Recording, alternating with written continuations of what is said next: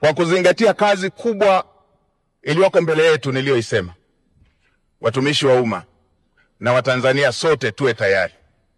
Lazima tuende kwa gia ya kupandia mlima.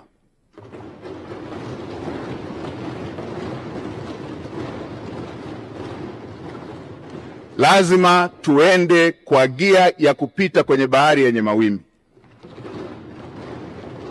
Lazima tuende kwa gia ya kupita kwenye anga lenye mawingu. Lazima chombo kifike salama na watu wake wakiwa salama. Kwa watumishi wa umma wavivu, wazembe, wala rushwa,